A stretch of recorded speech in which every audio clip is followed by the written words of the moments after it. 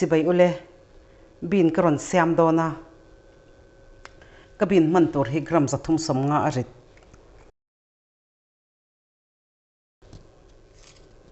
hian a hrui hi ka lo pai ve ang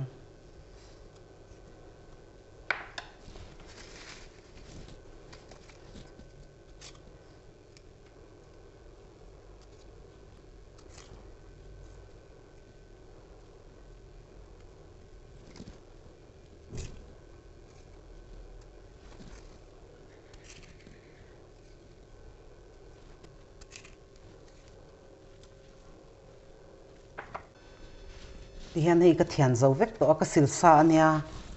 lo chhum nga lang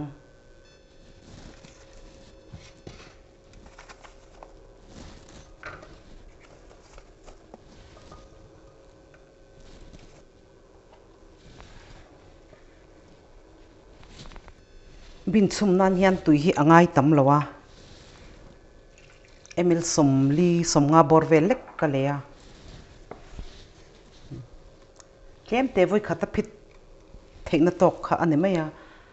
kan sil chop te ni chon asil na tui kan tiang kha tok maya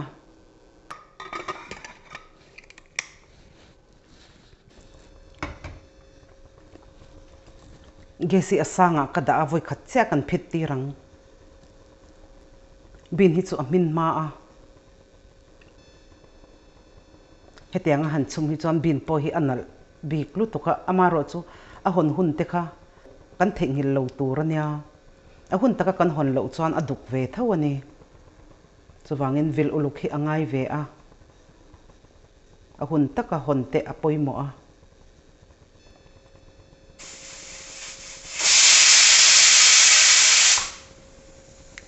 hian voi khat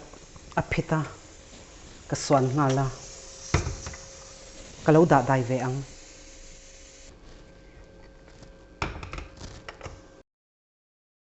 bin chum po alo dai to a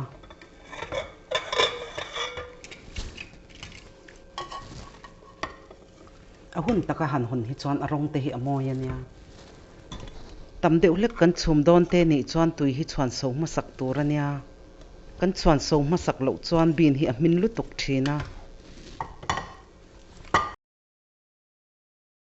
hetia chum hi chuan gas te a hek lowa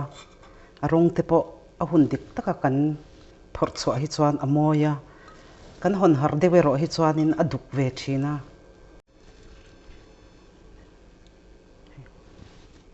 a then hi ka tok dona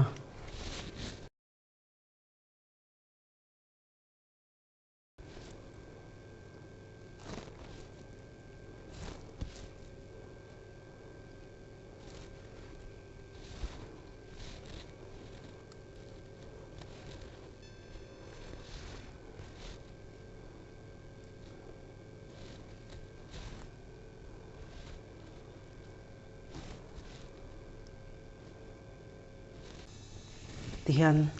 ka chan te veka hemi a hian chho chi kan mui sa ania teaspoon khat badam kan mui teaspoon ni si al tur tok te kha marcha pui den som teaspoon khat du chuan achino te kha tel thei tho ani chuan heta hian tel sa tablespoon ni borvel ka tela fish sauce thir fian te khat fish sauce a alawangin chi kha kan tel tlem deuh don ania uluk deuhin ka lo chaw palang fish sauce hian ati tui dang lam ve a ngapi lampang ei lo tan kha chuan tel lo mai tur ania a mui lu to ka hei chaw chi te badam te kan mui vek ania hi bin to hi kan chum top kha ania siam hi ol sam sia tui lu to ka thain ti zong te ni chuan in lo siam ve don ania ka channel min lo thlir saka wangin ka lo me